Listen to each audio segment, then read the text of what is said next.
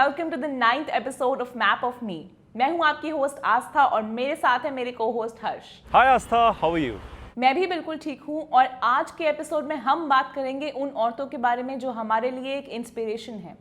ये हैं हमारे सुपर स्त्री जिनकी जर्नी से हमें बहुत कुछ सीखने को मिलेगा और हम जानेंगे that nothing is impossible. Exactly, लेकिन इम्पॉसिबल को अगर आप ब्रेक करोगे तो बनता है आई एम पॉसिबल। लेकिन आगे बढ़ने से पहले आपको बता दें कि पिछले एपिसोड में हमने क्या बात की थी। पिछले एपिसोड में हमने बात की थी स्ट्रीट आर्ट के बारे में कि कैसे हमारे कलाकार हमारे शहरों को खूबसूरत बना रहे हैं और समाज सेवा कर रहे हैं। और हाँ, वो फैंसी डस्टबिन्स का आइडिया कितना अच्छा था।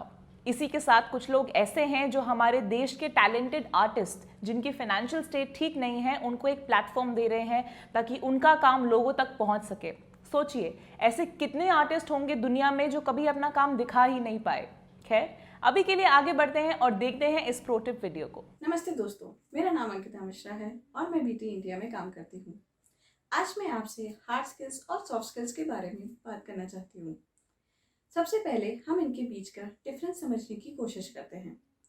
हार्ड स्किल्स यानी कि टेक्निकल स्किल्स जो किसी भी जॉब को करने के लिए ज़रूरी होती हैं। उदाहरण के लिए, जिस प्रकार सॉफ्टवेयर इंडस्ट्री में काम करने के लिए कोडिंग आपकी हार्ड स्किल्स हो सकती है, उसी तरह एक इलेक्ट्रीशियन की हार्ड स्किल बिजली संबंधित कार्य करना होती है। हार्ड स्किल्स आपको अपने प्रोफेशन के हिसाब से सीखनी पड़ती है और अगर आप एक प्रोफेशन से दूसरे प्रोफेशन में जाते हैं तो आपको एक नई हार्ड स्किल सीखनी पड़ती है।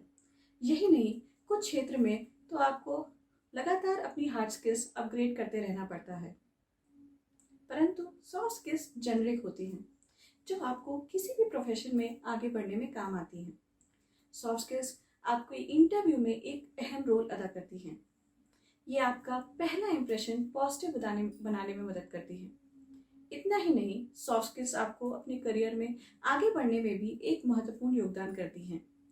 कई बार हमारे पास बहुत अच्छे सुझाव होते हैं परंतु हम अपनी बात अच्छे से कम्युनिकेट नहीं कर पाते और वो आइडियाज़ हम तक ही सीमित रह जाते हैं।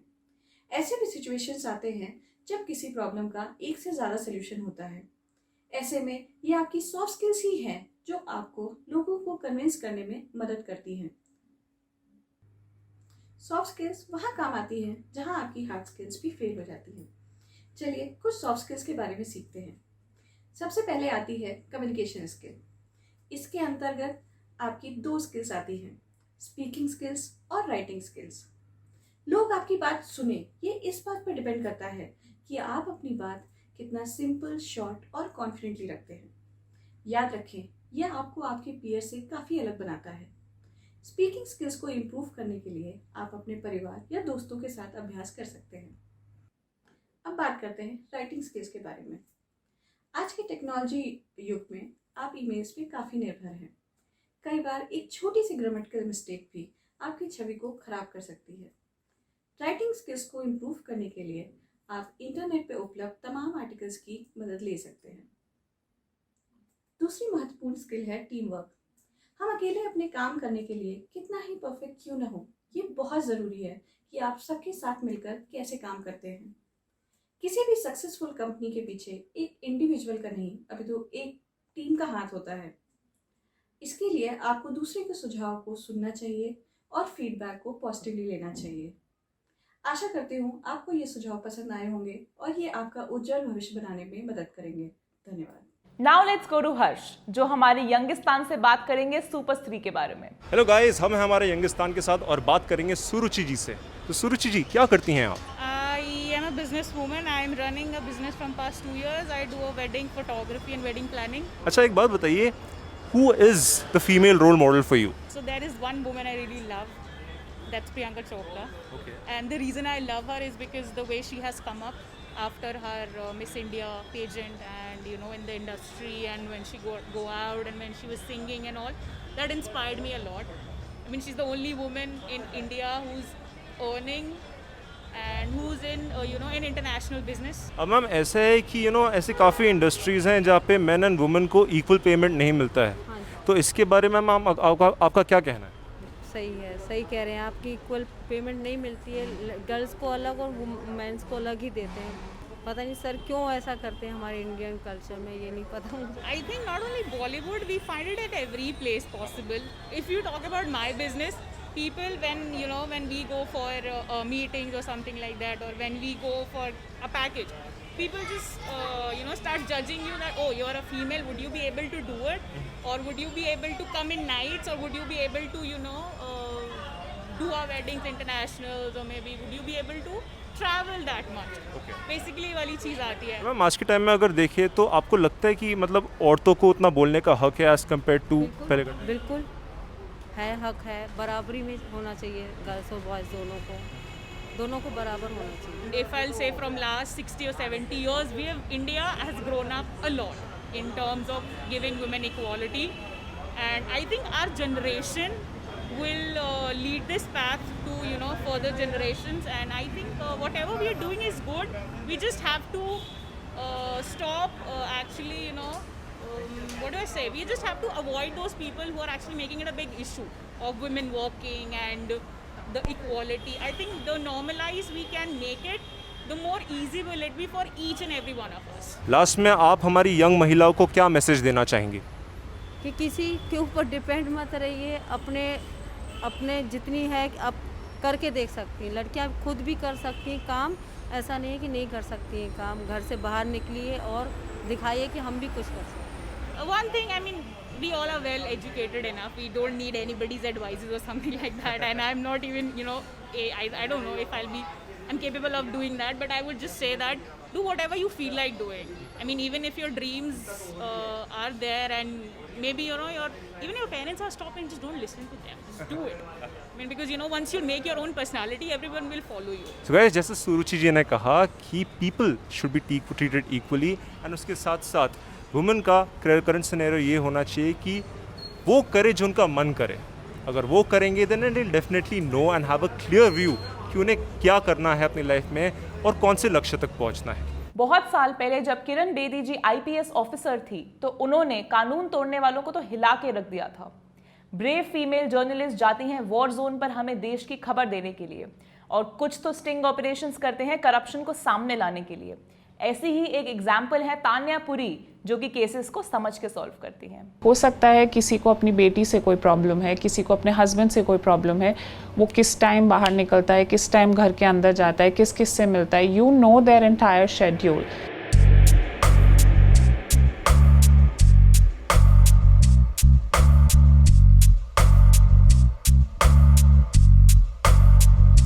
My name is Tanya and मैं एक प्राइवेट डिटेक्टिव हूँ।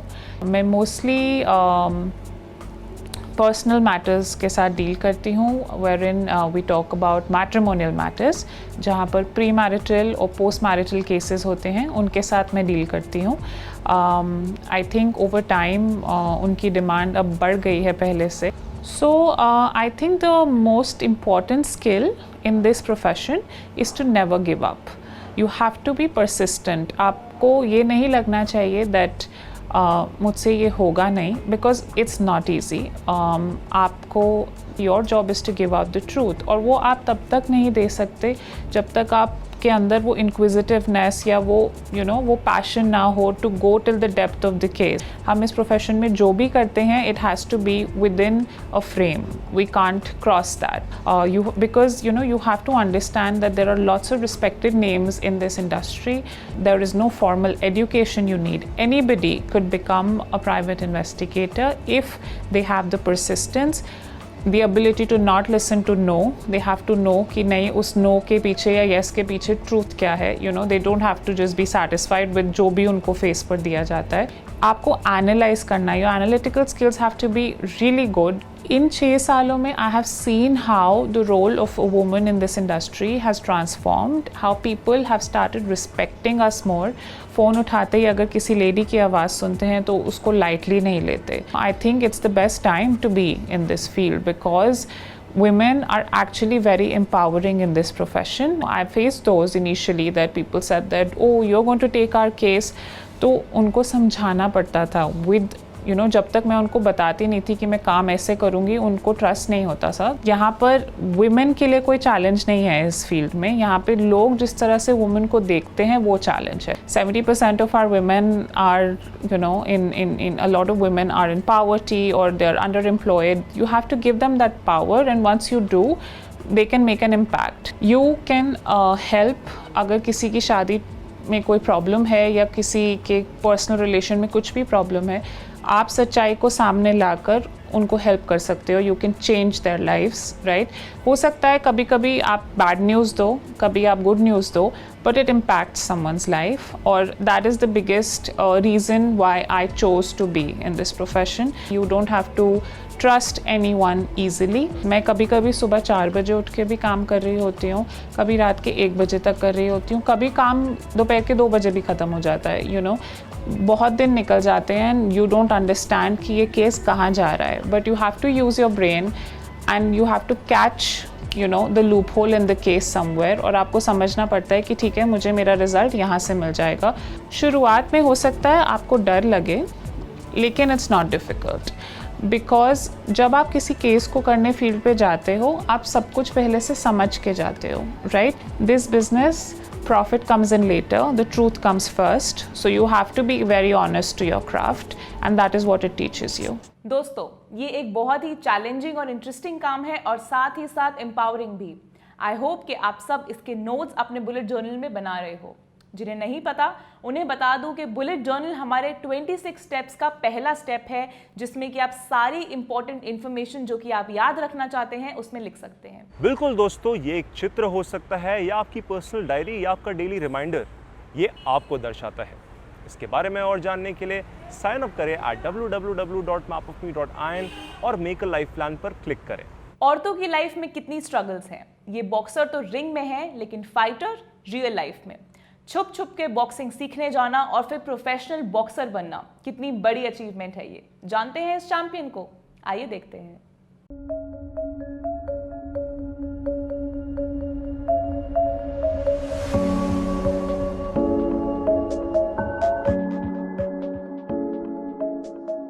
मेरा नाम सुमन कुमारी है, मैं इंडियन बॉक्सर हूँ। যে কাজটা ছেলে করলো না, এই কাজটা আমার মেয়ে করুক। তো ওনার বাবা भी সাপোর্ট করিনি। মেয়ে মানুষ আছে, মার খেয়ে আসতো, মুখ কান ফুলিয়ে নিত, ওসব আমার কোনো ভয় ছিল না। আমি জানি যদি আজকে মার খাচ্ছে তো কালকে মারবে, ওই জন্যে আমরা সবাই সাপোর্ট করতাম कि তুমি এই বক্সিংই থাকো। मैं सच बताऊँ तो मैं बहुत जिद्दी हूँ, मैं ये सच बताती हूँ। पापा बोलते थे मत जाओ मत जाओ, हाँ ठीक है ओके, हम चले जाते थे।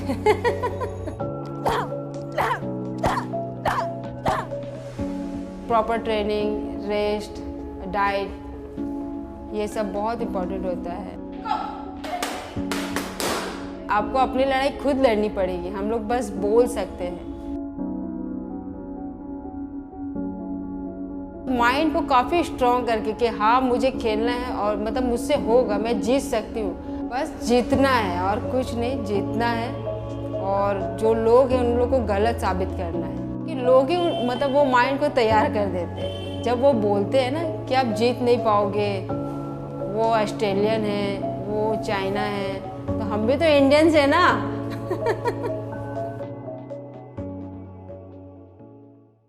Wow, what an inspiration.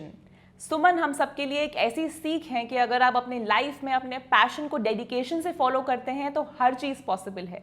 आप सिर्फ अपना फोकस अपने गोल्स की तरफ बनाए रखें और आप वहां पहुंच सकते हैं जहां आप खुद को देखना चाहते हैं। लेकिन कड़ी ट्रेनिंग के बाद चिल तो करना बनता है। तो दोस्तों, दीजिए इन 2 आसान से सवालों के जवाब और आप जीत सकते हैं कैफे कॉफी डे की तरफ से वाउचर्स। भारत की पहली महिला कौन थी जो माउंट एवरेस्ट चढ़ी थी? और दूसरा सवाल ये कि कौन सी महिला को आयरन लेडी ऑफ मणिपुर कहा जाता है? जल्दी कीजिए दोस्तों, जवाब दें अपना www.mapofme.in में और हम आपका इंतजार करेंगे। गर्ल्स, अब टाइम आ गया है कुछ सेल्फ डिफेंस मूव सीखने का। तो आपको ले चलते हैं हमारी सुपर 3 अनामिका के पास, जो कि एक इंटरनेशनल ताइक्वांडो चैंपियन है।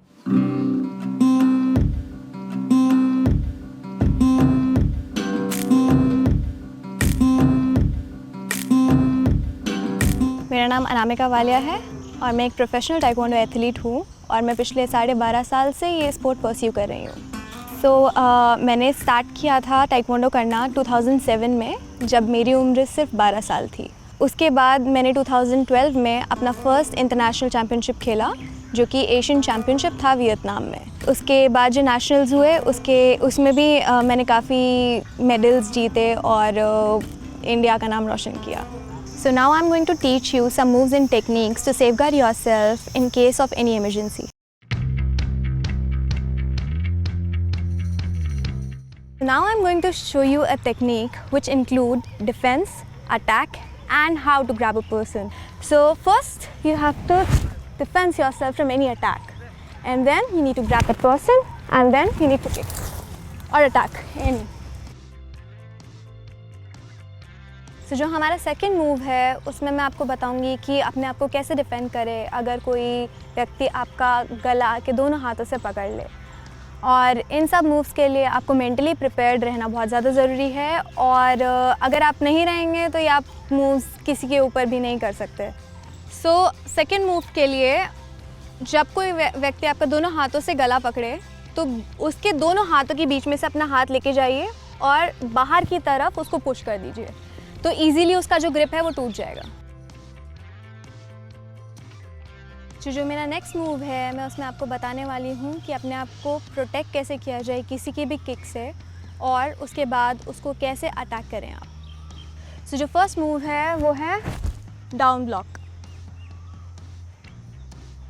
Then you have to kick and then you have to punch. जो मेरा नेक्स्ट मूव है मैं उसमें आपको बताने वाली हूँ कि अगर कोई भी पर्सन आपका आके कॉलर पकड़ ले तो आपको अपने आप को कैसे बचाना है।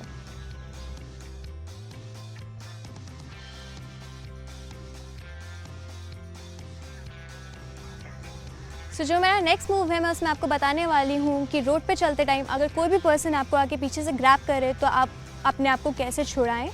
और आपको मेरी एक एडवाइस ज़रूर माननी होगी कि रोड पे चलते टाइम कभी भी अपना फ़ोन यूज़ ना करें।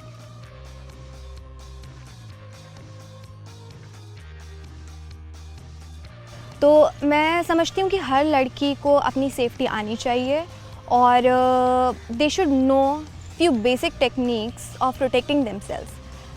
तो मैं हर एक लड़की को सजेस्ट करती हूँ कि कुछ ना कुछ sport, not professionally but basic जो नेसेसिटी होती हैं अपने आप के बचाव के लिए, वो आप ज़रूर सीखें। तो दोस्तों, उम्मीद है कि आप ये टिप्स फॉलो कर रहे होंगे।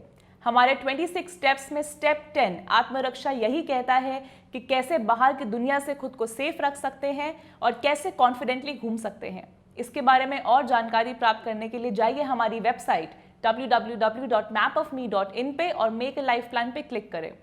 वैसे हर्ष, मुझे एडवेंचर का तो बहुत शौक है, लेकिन जंगल में जाना और जंगली जानवरों के साथ रहना मेरे बस का नहीं है। वेल दोस्तों, तभी तो शताब्दी है सुपर स्त्री, एक वाइल्ड लाइफ फोटोग्राफर और एक फिल्म मेकर है। तभी तो हम इन खूबसूरत जानवरों को करीब से देख पाते हैं।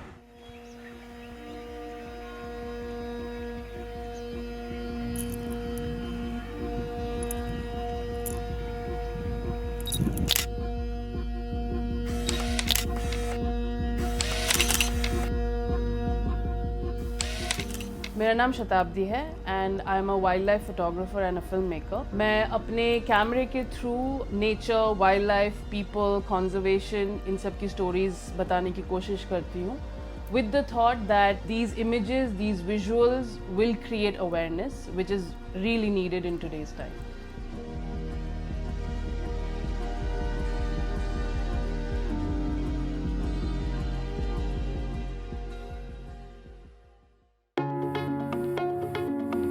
कैमरा एक ऐसा माध्यम है जिससे आप कहानियाँ बोल सकते हैं, अपनी कहानियाँ, अपने आसपास की कहानियाँ।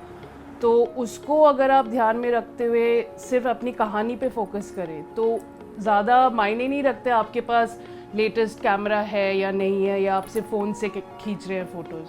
अगर आपके फ़ोटो के through you can create an emotion in your audience, I think that's more than enough.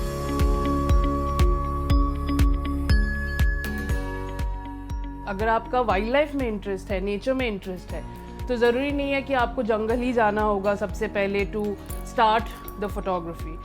You can start it, आप अपने बैकयार्ड में देख सकते हैं, आप अपने आसपास के पार्क में देख सकते हैं, अपने गार्डन में देख सकते हैं। खुद ही एक इंटरेस्ट के साथ आपके आसपास क्या है उन चीज़ों को ऑब्जर्व करना, क्या चिड़िया दिखती है, कौन से सीज़न में क्या चिड़िया दिखती है। जैसे एक स्पीशीज़ है जंगल कैट बोल के, जो गुड़गांव वगैरह के आसपास खेतों में दिखता है। उनका खेतों में आना ज़रूरी क्यों है? क्योंकि वो आके वहाँ पे चूहे वगैरह पकड़ते हैं। So they are the friends of the farmers in that sense. So you can talk about these stories.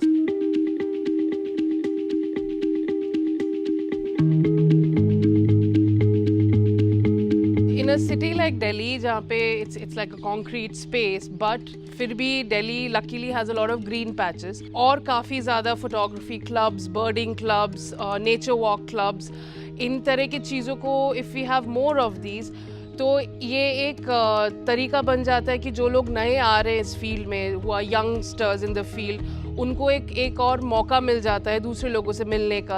आप अगर अपने घर से दूर किसी शहर में आए हैं, so you know that you're a part of a group of people, especially for women. You know that you can call up someone and talk to for advice, or if you need some help जब आप नए शहर में आए हैं, तो ऐसे groups में भी इन्वॉल्व होना ज़रूरी हो जाता है। It would be very nice if we have lesser air pollution. उससे क्या होगा? It will create a series of change. The air will become cleaner, जिससे कि आपका बर्ड लाइफ्स और ज़्यादा इंक्रीज होगा। So छोटे छोटे चेंजेस से बहुत मेजर चेंज कर सकते हैं हम लोग।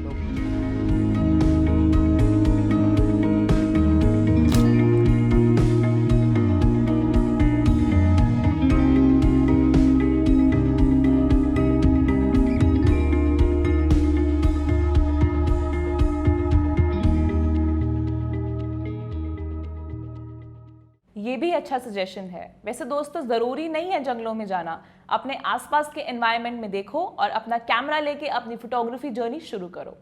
दोस्तों, अगर आप फोटो लेते लेते थक गए हो तो लीजिए कॉफ़ी ब्रेक। बस दीजिए इन 2 आसान से सवालों के जवाब और आप जीत सकते हैं कैफ़े कॉफ़ी डे की तरफ से वाउचर्स। पहला सवाल ये कि भारत की कौन सी महिला थी जो माउंट एवरेस्ट पे चढ़ी थी, और दूसरा कि कौन सी महिला को आयरन लेडी ऑफ मणिपुर कहा जाता है। अपना जवाब फटाफट दीजिए at www.mapofme.in पे। हम आपका इंतजार करेंगे। बिल्कुल ठीक कहा। तो जल्दी से अपने आंसर्स भेजिए हमारी वेबसाइट www.mapofme.in पे और आप भी जीत सकते हैं कुछ एक्साइटिंग गिफ्ट वाउचर्स। खैर, इतनी इंस्पिरेशन के बाद तो मुझे कॉफी की जरूरत है। आप लोगों से फिर मुलाकात होगी मैप ऑफ मी के अगले एपिसोड में। Until next time, I'm your host Asa Sethi signing off.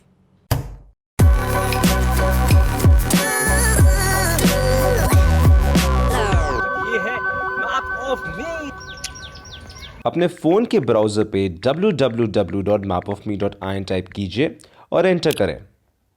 Website पे साइन अप करें और अपने डिटेल्स दें।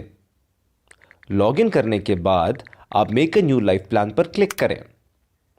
26 स्टेप्स का इंट्रोडक्शन और मॉम आईडी असाइन होने के बाद आप शुरू करें अपनी मैप ऑफ मी की 26 steps to make a new life plan की जर्नी स्टेप 9 यानी क्लाइमेट चेंज के साथ। पता है हर्ष, आज ना मैंने बहुत अच्छा काम किया है। क्या किया मैंने? आज मैंने घर के सारे कचरे को रीयूज किया, इस्तेमाल किया और कोई भी कचरा वेस्ट नहीं जाने दिया। अच्छा, ऐसे कैसे हो सकता है? बॉस, अगर तुम्हें नहीं पता और इनफैक्ट अगर आप में से किसी को भी नहीं पता तो प्लीज जाइए www.mapofme.in पे और देखिए कि कैसे आप जीरो वेस्ट का प्रयोग कर सकते हैं हमारे पर्यावरण को बचाने में। तो दोस्तों, आज हम बात करने वाले हैं make a new life plan के 26 स्टेप्स में से स्टेप नंबर 9 यानी क्लाइमेट चेंज के बारे में। हम सभी जानते हैं कि जैसे जैसे समय आगे बढ़ता जा रहा है वैसे वैसे पृथ्वी की हालत और भी ज्यादा बिगड़ती जा रही है। आखिर इन सभी चीजों के लिए कौन जिम्मेदार है? इसमें आप, मैं, इनफैक्ट हम सब जिम्मेदार हैं। छोटी छोटी चीजें जैसे कि प्लास्टिक की वस्तुओं को ना खरीदना, अगर प्लास्टिक की वस्तु आपके घर पे है तो उसको रीयूज करना, प्लास्टिक की वस्तुओं को ना जलाना, कचरे को सही जगह में फेंकना और छोटे डिस्टेंसेस के लिए साइकिल या चल के जाना, ये सब बहुत ही महत्वपूर्ण चीज़ है जिसको आप फॉलो कर सकते हैं। जीरो वेस्ट राजा, जीरो वेस्ट सॉल्यूशंस और काव्या जैसे उद्यमों का वीडियोस आप देख सकते हैं www.mapofme.in पे। तो दोस्तों, अब हम आपको एक कार्य दे रहे हैं, अपनी बुलेट जर्नल निकालें और जो बातें हम बता रहे हैं उसे नोट करें। स्टेप नंबर 1, जीरो वेस्ट का प्रयोग। जी हाँ, आप कोशिश करें, ध्यान रखें कि आपके घर में जितना भी कचरा है, वेट और ड्राई, उसमें से कितनी चीज़ें हैं जिसका आप इस्तेमाल कर सकते हैं, रीयूज़ कर सकते हैं, रिसाइकिल कर सकते हैं। इन सभी बातों का नोट ज़रूर करें। स्टेप नंबर 2, प्लास्टिक को ना खरीदें, और अगर आपके घर में ऑलरेडी कोई प्लास्टिक पड़ा है तो उसे रीयूज़ करें, रिसाइकिल करें। स्टेप नंबर 3, शॉर्ट डिस्टेंसेस के लिए दोस्तों प्रेफर करें कि आप साइकिल का प्रयोग करें या वॉक करके जाएं। कोशिश करें कम से कम गाड़ियां या आपकी जो बाइक्स हैं उसका यूज़ कम से कम करें, और पब्लिक ट्रांसपोर्ट का भी आप यूज़ कर सकते हैं, चाहे वो मेट्रो हो, चाहे वो कैब्स हो। पर ध्यान रखें, जितनी ज़्यादा कोशिश आप कर सकते हैं हमारी पृथ्वी को बचाने में, उतनी ज़्यादा कोशिश ज़रूर करें। तो दोस्तों आज के लिए बस इतना ही। उम्मीद है कि इस एपिसोड में आपको काफ़ी कुछ सीखने को मिला होगा। अगले एपिसोड में हम बात करेंगे आत्मरक्षा के बारे में, यानी कि सेल्फ डिफेंस। दोस्तों मैं और मिनी कहते हैं आपसे अलविदा। नमस्ते दोस्तों, मेरा नाम अंकिता मिश्रा है और मैं बीटी इंडिया में काम करती हूँ। आज मैं आपसे हार्ड स्किल्स और सॉफ्ट स्किल्स के बारे में बात करना चाहती हूँ। सबसे पहले हम इनके बीच का डिफरेंस समझने की कोशिश करते हैं। हार्ड स्किल्स यानी कि टेक्निकल स्किल्स, जो किसी भी जॉब को करने के लिए ज़रूरी होती हैं। उदाहरण के लिए, जिस प्रकार सॉफ्टवेयर इंडस्ट्री में काम करने के लिए कोडिंग आपकी हार्ड स्किल्स हो सकती है, उसी तरह एक इलेक्ट्रीशियन की हार्ड स्किल बिजली संबंधित कार्य करना होती है।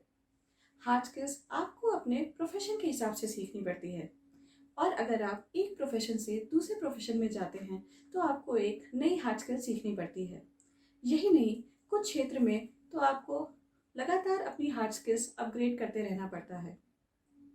परंतु सॉफ्ट स्किल्स जेनरिक होती हैं, जो आपको किसी भी प्रोफेशन में आगे बढ़ने में काम आती हैं।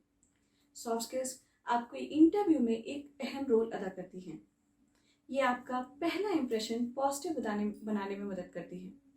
इतना ही नहीं, सॉफ्ट स्किल्स आपको अपने करियर में आगे बढ़ने में भी एक महत्वपूर्ण योगदान करती हैं। कई बार हमारे पास बहुत अच्छे सुझाव होते हैं, परंतु हम अपनी बात अच्छे से कम्युनिकेट नहीं कर पाते और वो आइडियाज़ हम तक ही सीमित रह जाते हैं। ऐसे भी सिचुएशंस आते हैं जब किसी प्रॉब्लम का एक से ज़्यादा सोल्यूशन होता है। ऐसे में ये आपकी सॉफ्ट स्किल्स ही हैं जो आपको लोगों को कन्विंस करने में मदद करती हैं। सॉफ्ट स्किल्स वहाँ काम आती हैं जहाँ आपकी हार्ड स्किल्स भी फेल हो जाती हैं। चलिए कुछ सॉफ्ट स्किल्स के बारे में सीखते हैं। सबसे पहले आती है communication skill.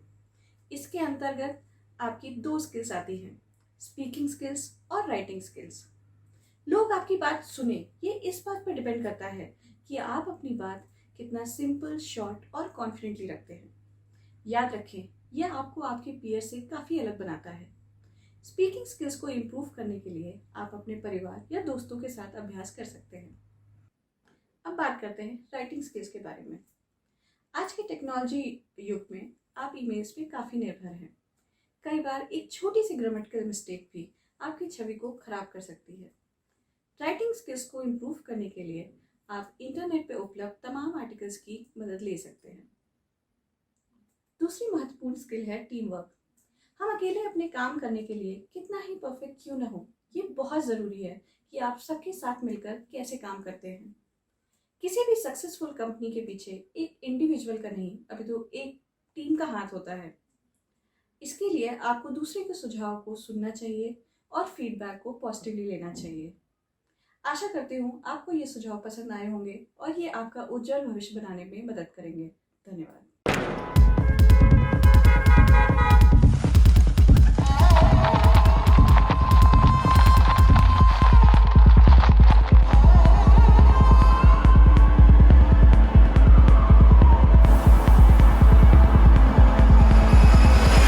everybody and welcome to the 10th episode of Map of Me। मैं हूं आपकी होस्ट आस्था और मेरे साथ है मेरे को-होस्ट हर्ष। कैसे हैं आप हर्ष? हेलो आस्था, मैं बिल्कुल बढ़िया जी, आप सुनाओ। मैं भी बिल्कुल ठीक हूं और बहुत ही एक्साइटेड हूं क्योंकि आज का एपिसोड होने वाला है बहुत मज़ेदार, क्योंकि आज हम बात करेंगे स्ट्रीट फूड के बारे में। तुम्हारे बोलते ही मेरे दिमाग में अलग अलग खाने के दृश्य आ रहे हैं। आलू चाट, पानी पूरी, दही भल्ला, छोले भटूरे, मोमोज। फोकस हर्ष, फोकस। तो आगे बढ़ने से पहले आपको बता दूं कि लास्ट एपिसोड में हमने बात करी थी कुछ सुपर स्त्रियों के बारे में जिनके काम और अचीवमेंट्स बहुत इंस्पिरेशनल थे हम सब के लिए। और हार कभी नहीं मानना है दोस्तों। याद रखें कि अगर आप मेहनत करेंगे तो आप अपने लक्ष्य तक ज़रूर पहुंच सकते हैं। कुछ तो लोग कहेंगे, लोगों का काम है कहना। अब वक्त ज़ाया ना करते हुए चलते हैं अपने प्रो टिप की ओर। हेलो दोस्तों, मैं रुपिंदर कौर हूँ एंड मैं बीटी में एज ए कंसल्टेंट काम करती हूँ।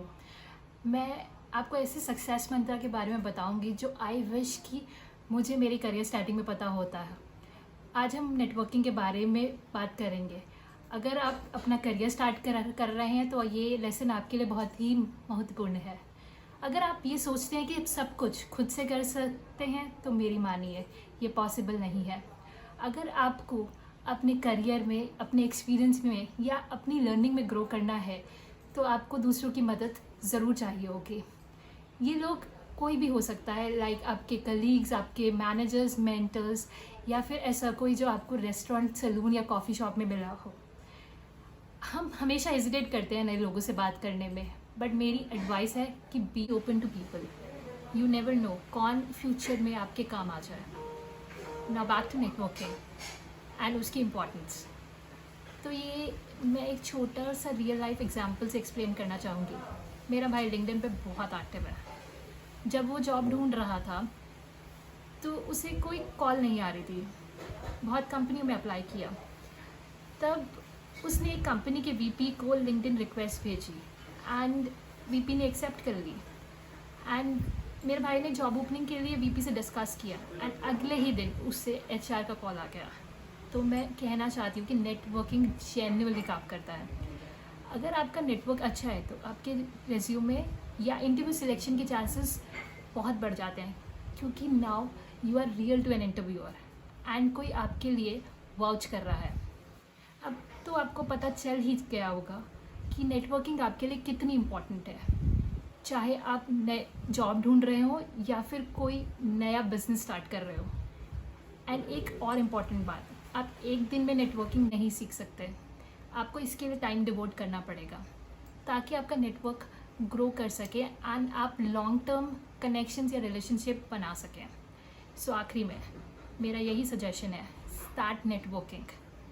Register in career minded technological networking events. अपना नेटवर्क ग्रो करने का कोई भी चांस मिस मत कीजिए। नेक्स्ट, लिंक्डइन अकाउंट है तो उसे यूज़ कीजिए, नहीं तो कोई लिंक्डइन या इक्विवेलेंट अकाउंट बनाइए अपने नेटवर्क के लिए। सो दैट्स इट दोस्तों, thank you for your time and good luck to you all. उम्मीद है कि वीडियो देख के आपको pro tip of the day तो मिल गया होगा। खैर, अब हर्ष बात करेंगे हमारी दिल्ली की पब्लिक से स्ट्रीट फूड के बारे में। तो गाइस, हम हैं यहाँ पे शिकंजी के स्टॉल में और बात करेंगे विकी जी से। तो विकी जी, आप हमें बताइए, कोरोना के इस फेज़ में क्या आप अपनी तरफ से सेफ्टी प्रिकॉशन ले रहे हैं ताकि आपकी कस्टमर्स को सही सलामत आप अच्छा जूस बना पाएँ? बिल्कुल, हमने बहुत ही तरीके से साफ़ सुथरा जो भी सामान है, हमारे पास सैनिटाइज़र भी है, लाइफ बॉय का, जो भी कस्टमर को देते हैं पहले हाथों को सैनिटाइज करने के बाद ही देते हैं जी। और कस्टमर को भी सैनिटाइज कराते हैं और ख़ुद हम भी करते हैं, उसके बाद कस्टमर को डील करते हैं। या कस्टमर को कोई भी आइटम देते हैं हम तो अपना सैनिटाइज करके देते हैं, ग्लव्स पहन के देते हैं, ग्लव्स पहन के बनाते हैं ऑर्डर सेफ्टी के साथ अपना। मैं अज्यूम कर रहा हूँ कि गोलगप्पा आपका फेवरेट स्ट्रीट फूड है? यस। अच्छा, ठीक है। ऐसा क्या है गोलगप्पा के बारे में खास जो दूसरों स्ट्रीट फूड से अलग है? मेरे को अच्छा लगता है, it's like tasty kind of, थोड़ा सा क्या बोलते हैं, थोड़ा खट्टा है, थोड़ा खट्टा है, चटपटा है। चटपटा है। ऐसी क्या खासियत है मोमोज के बारे में जो दूसरे खानों से अलग है? खास क्या बात है सर जी, ऐसे ही खा लेता हूँ मैं टेस्ट वेस्ट के लिए। अच्छा, हाँ। टेस्ट बड़ा अच्छा है उसका, काफ़ी चिली स्पाइसेस वो लोग यूज़ करते हैं ना, बड़ा चटपटा लगता है। हाँ सर। हमें तो चाइनीज़ फूड ज़्यादा अच्छा लगता है। अच्छा, चाइनीज़ का आपको बहुत शौक? भाई फास्ट फूड वगैरह। अच्छा अच्छा, तो ऐसा क्या है चाइनीज़ फूड में जो बाकी खानों से अलग है? इनकी बात ही अलग होती है, कुछ चिली पटेटो, चाउमीन, चाइनीज़ में वो अच्छा लगता है। हाँ, टेस्ट के डिफरेंट टेस्ट होते हैं। तो दोस्तों, ये था हमारे यंगिस्तान का कहना। Thank you so much, thank you आपके टाइम के लिए। वेल यमी और टेस्टी खाने के बारे में सोचते ही मुंह में पानी आ जाता है। तो करते हैं हम बैंगलोर के स्ट्रीट फूड वाले इलाकों की सैर।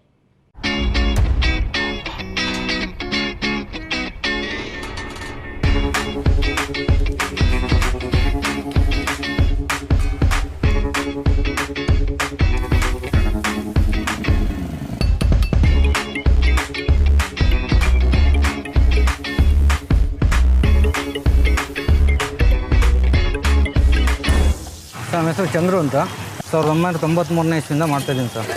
Taste and also price. My friend introduced this shop, so we are coming regularly from past 3 months. ಬಾರೆ ಯಾವುದು ಟೇಸ್ಟಿಂಗ್ ಪೌಡರಲ್ಲಿ ಇನ್ನೊಂದು ಯಾವುದು ಕೆಮಿಕಲ್ಸ್ ಇದೆ ಯಾವುದು ಯೂಸ್ ಮಾಡಲ್ಲ, ಪ್ಲಾಸ್ಟಿಕ್ ಯೂಸ್ ಮಾಡಲ್ಲ. ನಾವು ಪ್ಲೇಟಲ್ಲೂ ಕೊಡಬೇಕಾದ್ರೂ ಬಾಳೆ ಎಲೆ ಮೇಲೆ ಕೊಡೋದು. ಚಿಕನ್ ಟ್ರಿಪ್ಸ್ ಇದೆ, ಬೋನ್ಲೆಸ್ ಇದೆ, ವಿಂಗ್ಸ್ ಇದೆ, ಲೆಗ್ ಇದೆ, ಫಿಶ್ ಇದೆ, ಫ್ರಾನ್ಸ್ ಇದೆ, ಮತ್ತು ವೆಜ್ಜಲ್ಲಿ ಪನ್ನೀರು ಇದೆ, ಪೈನಾಪಿಲ್ ಇದೆ. ನಮ್ಮ ಫೇವ್ರೇಟ್ ಬಂದು ವಿಂಗ್ಸು, ಫ್ರಾನ್ಸು.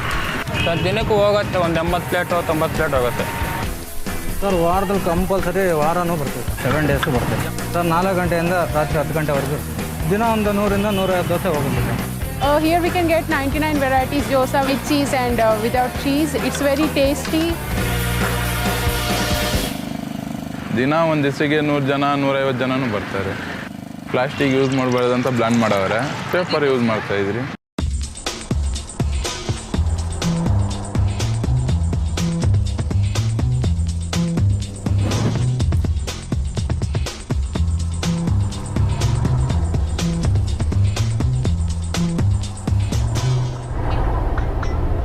ಹಿಂಗೆ ಕಸ್ಟಮರ್ ಹತ್ರ ಅದು ತುಂಬ ಇರೋದು ಪೇಟಿಎಮ್ನೇ. ಬಂದಿದೆ ತಕ್ಷಣ ಕೇಳ್ತಾರೆ ಪೇಟಿಎಮ್ ಆಯ್ತು ಅಂದರೆ ಪೇಟಿಎಮ್ ಆಯ್ತಾ ಸರ್ ಅಂತೀರಿ. ಸ್ಕ್ಯಾನರ್ ಆಯ್ತಲ್ಲ, ಸ್ಕ್ಯಾನರ್ ಆಗಿಲ್ಲ ಅಂದರೆ ನಮ್ಮ ಹತ್ರ ಮೊಬೈಲ್ ನಂಬರ್ ಕೇಳ್ತಾರೆ.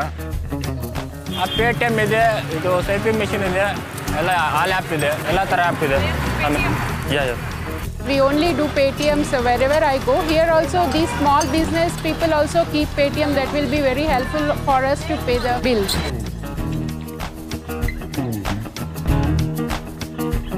ನಮ್ಮಿಂದ ಇವಾಗ ಅಕೌಂಟ್ ಡೈರೆಕ್ಟಾಗಿ ಹೋಗಿಂದ ನಮ್ಗೆ ಸೇವಿಂಗ್ ಆಗ್ತದೆ. ಇಲ್ಲಿ ಬರೋದು ಸ್ವಲ್ಪ ಮನೆ ಬಾಡಿಗೆ ಅದು ಇದು ನೋಡ್ಕೊತಾ ಇದ್ರಿ. ತುಂಬ ಯಾವಾಗಾರ ಪ್ರಾಬ್ಲಮ್ ಇದ್ದಾಗ ಹುಡುಗರು ಲೇಬರ್ ಕೊಡೋಕ್ಕೆ ಯಾವಾಗಾರ ದುಡ್ಡು ಶಾರ್ಟೇಜ್ ಇದ್ದಾಗ ಒಂದು ಹೆಲ್ಪ್ ಆಗುತ್ತೆ. ಮತ್ತು ಕ್ಲೀನಾಗಿ ಇಟ್ಕೋಬೇಕು. ಪ್ಲಾಸ್ಟಿಕ್ ಐಟಮ್ ಎಲ್ಲ ಏನು ಯೂಸ್ ಮಾಡಬಾರ್ದು. ಸೊ ನಾನು ಬಾಳೆದೆಲ್ಲ ಯೂಸ್ ಮಾಡೋದು. ಸೊ ಎಲ್ಲ ತೊಗೊಂಡು ಹೋಗ್ತೀನಿ, ಅದು ಹಸು ಇರುತ್ತೆ, ನಾನು ಅಲ್ಲಿ ಮನೆ ಹತ್ರ ಹಸುಗೆ ಹಾಕ್ಬಿಡ್ತೀನಿ. ಅಂದರೆ ನಮ್ಮ ಹೆಲ್ತು ತುಂಬ ಚೆನ್ನಾಗಿರಬೇಕು, ಅದೇ ಥರ ಕಸ್ಟಮರ್ ಹೆಲ್ತೂ ಚೆನ್ನಾಗಿರಬೇಕು.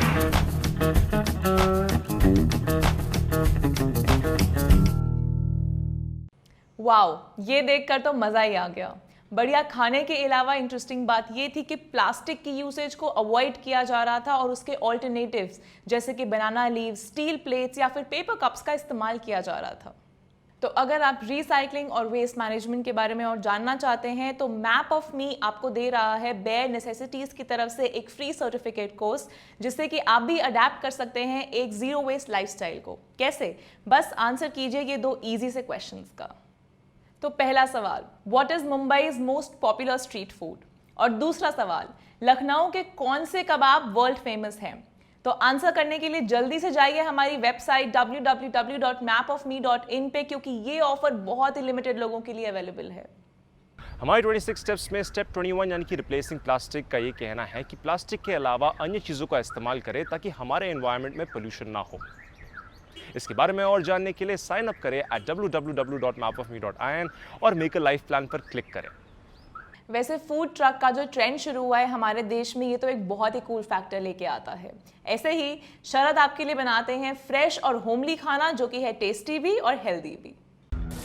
We are trying to portray our food as not really restaurant food, but if you see on the other side of the truck, we've put up a line that says, bringing fresh, homely food to your neighborhood. It's not just about giving something fancy and charging them a big price, but it's for people who are looking for fresh and healthy hot food.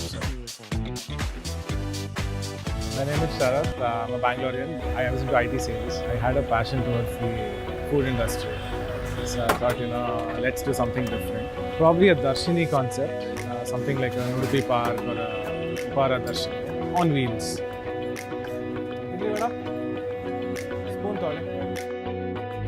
Good, hygienic, maintained well, food is good, quality, the quantity, priced, value for money. First and foremost, you need to have a really decisive menu in place. You need to be sure what you want to sell on the truck. Second, the location. There are no proper regulations in place, so that's a problem. I'm an advocate, so I don't get a lot of time to sit and order and wait for 5-10 minutes. He just gives you a ride on time. And I love it.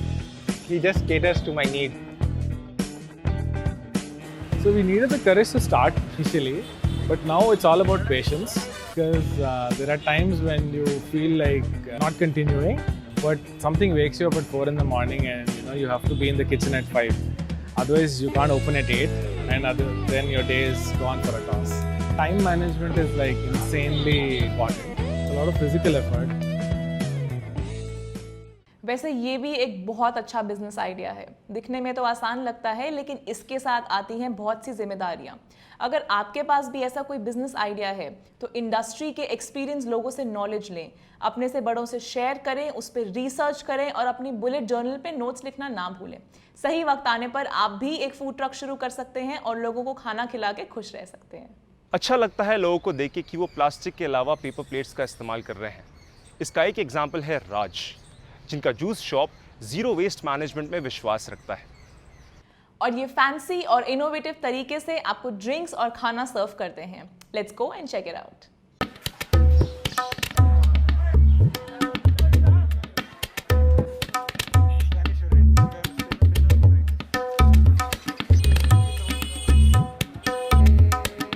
ನಮಸ್ಕಾರ, ನಾನು waste Raja from Eat Raja. ನಮ್ಮಮ್ಮನಿ ಕಸವೆ ಮಹಾಲಕ್ಷ್ಮಿ ಕಣಮ್ಮ. ನಮ್ಮ ಅಂಗಡಿನಲ್ಲಿ ನಾವು juices ಏನು ಮಾರೋದಿಲ್ಲ, but ಕೆಲವು ಅನುಭವಗಳನ್ನ ಮಾರ್ತಿದ್ದೀವಿ. ಲೈಕ್ ಝೀರೋ ವೇಸ್ಟ್ ಇರಬಹುದು, ಅಥವಾ ಹಣ್ಣಿನಲ್ಲೇ ಜ್ಯೂಸ್ ಕುಡಿಯುವಂಥ ಒಂದು ಅನುಭವ ಇರಬಹುದು. ಒಂದೊಂದು ಗ್ಲಾಸ್ಗೆ 250 ml ನೀರು ಖರ್ಚಾಗುತ್ತೆ. ಸೊ ಅಂದರೆ ಒಂದು ದಿನಕ್ಕೆ ಆಲ್ಮೋಸ್ಟ್ 600 to 700 ಲೀಟರ್ ನೀರು ಬರೀ ತೊಳೆಯೋದಕ್ಕೇನೆ ವೇಸ್ಟ್ ಮಾಡ್ತಾ ಇದ್ದೀವಿ. ಸೊ ನೀರು ಉಳಿತಾಯ ಮಾಡಬಹುದು. ಹೇಗೆ ಅಂತಂದರೆ, ನಾವು ಈ ಥರ ಒಂದು ಫ್ರೂಟ್ ಏನು ಸಿಗುತ್ತೆ, ಈ ಥರ ಒಂದು ಹಣ್ಣನ್ನು ತೊಗೊಂಡು ಹಣ್ಣನ್ನು ಕಟ್ ಮಾಡಿ ಆ ಹಣ್ಣಲ್ಲೇ ಜ್ಯೂಸ್ ಮಾಡಿ ಅದರಲ್ಲೇ ಸರ್ವ್ ಮಾಡೋದ್ರಿಂದ ಗ್ಲಾಸ್ನ ಅವಶ್ಯಕತೆ ಇರೋದಿಲ್ಲ, ಗ್ಲಾಸ್ ತೊಳೆಯೋ ಅವಶ್ಯಕತೆ ಇರೋದಿಲ್ಲ. ಸಿಂಗಲ್ ಯೂಸ್ ಡಿಸ್ಪೋಸಬಲ್ ಅಂತೂ ಇಲ್ವೇ ಇಲ್ಲ. ಎಲ್ಲದಕ್ಕೂ ಆಲ್ಟರ್ನೇಟಿವ್ಸ್ ನಾವೇ ಕಂಡುಹಿಡ್ಕೊಂಡ್ಬಿಟ್ಟಿದ್ದೀವಿ. ಸ್ಟೀಲ್ ಸ್ಟ್ರಾ ಇದೆ ನಮ್ಮ ಹತ್ರ, ಬ್ಯಾಂಬೂ ಸ್ಟ್ರಾ ಇದೆ, ಲೀಫ್ ಸ್ಟ್ರಾ ಇದೆ. ಆಮೇಲೆ ನಾವು ಪಾರ್ಸಲ್ ಕೊಡೋದೇ ಇಲ್ಲ, ಇವಾಗ ಜನ ಇಲ್ಲೇ ಬಂದು ಕುಡ್ಕೊಂಡು ಹೋಗ್ತಾರೆ.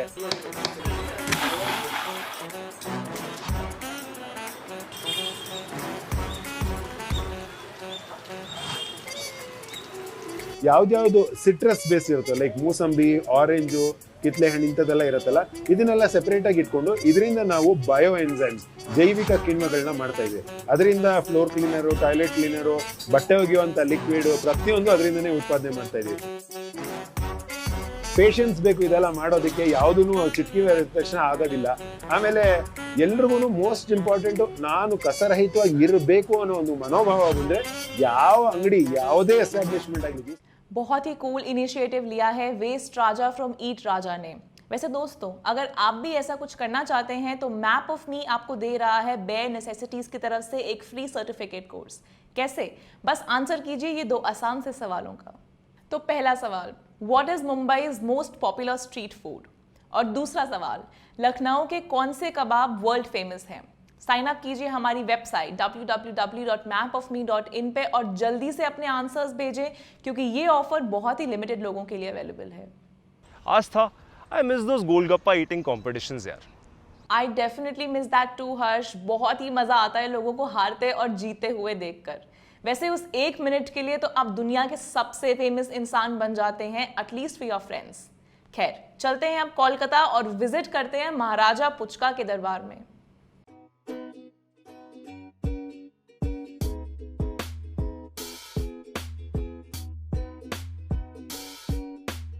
ব্যবসাটা আমার আমি নিজের থেকে 40-42 বছর ধরে করছি। তার আগে বাবার সঙ্গে আমি করতাম। আমার বাবা 86 বছর বয়সে মারা গেছে। 16 বছর বয়সে ফুচকাতে কাজে লেগেছে। এটা বহু পুরনো ব্যবসা আমাদের, কিন্তু এই ব্যবসাটা করার জন্য আমি যখন পড়তাম ক্লাস 4-এ, বাবা খুব অসুস্থ হয়ে গেলেন। তখন দেখছি যে ব্যবসাটা চালানোর মতন আর কেউ নেই। তা ব্যবসাটা যে না করি তাহলে আমরা খাবো কি? মানে বাবা যখন না করতে পারলে আমরা তো খেতে পারবো না, এবং আমার বাবা মাকেও আমি খাওয়াতে পারবো না। তো সেই দিন থেকে আমি ব্যবসায় নেমেছি। তখন আমাদের দোকান ছিল সাফারি পার্ক, এখন যেখানে আছে ওখানে আমাদের রিপুজি ক্যাম্প ছিল, তার গায়ে আমাদের দোকানগুলি ছিল, আজ প্রায় 80 সালের আগে।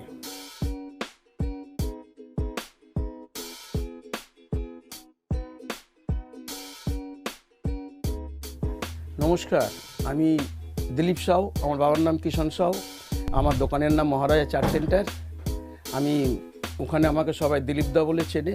আমি ফুচকা বিক্রি করি, বিভিন্ন রকম ফুচকা, যেরকম আলুর দম ফুচকা, দই ফুচকা, টক মিষ্টি ফুচকা, মধু ফুচকা, আবার ননভেজ যারা অনেকে খেতে ভালোবাসে, আবার চকলেট ফুচকা, ডাব ফুচকা। নোটবন্দির একদিন আগে ননভেজ এইসব ব্যাপার নিয়ে টাইমস অফ ইন্ডিয়া আমার কাছে এসেছিলেন।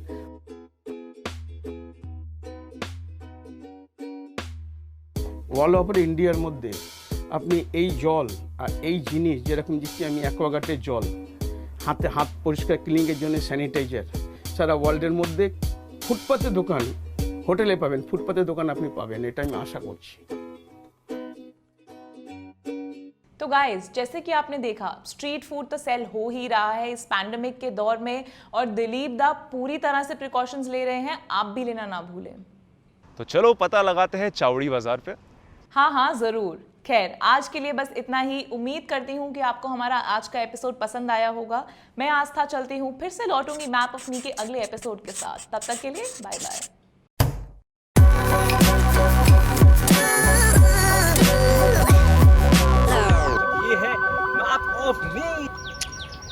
अपने फ़ोन के ब्राउज़र पे www.mapofme.in टाइप कीजिए और एंटर करें।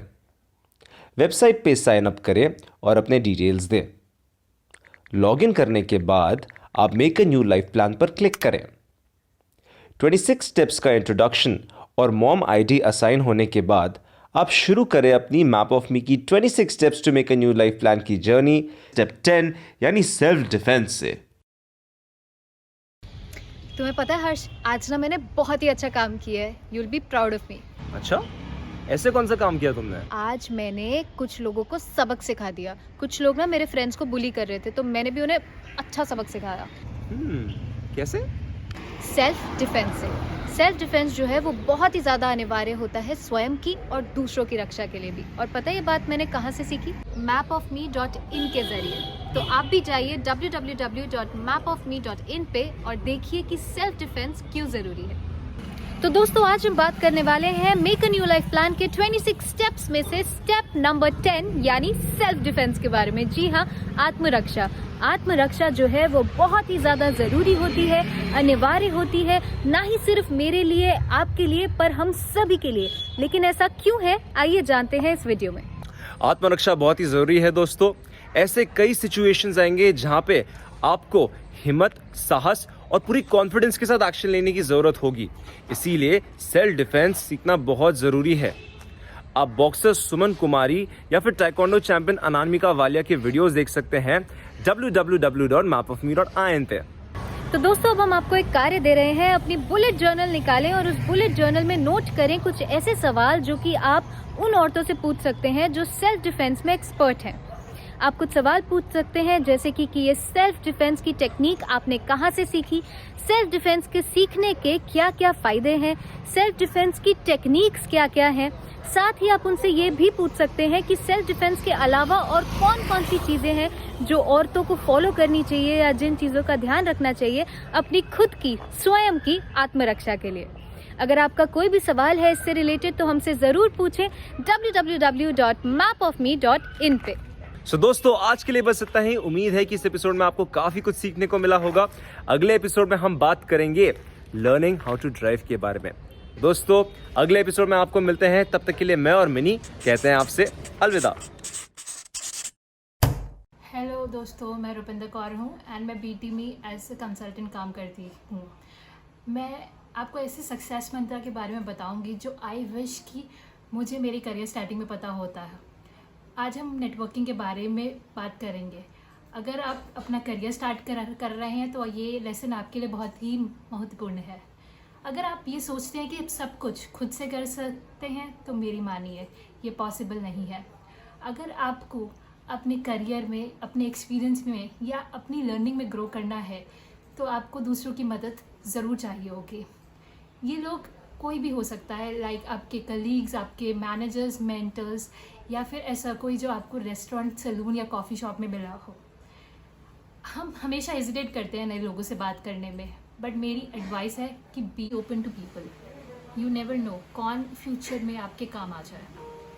Now back to networking and उसकी इम्पोर्टेंस। तो ये मैं एक छोटा सा रियल लाइफ एग्जांपल से एक्सप्लेन करना चाहूँगी।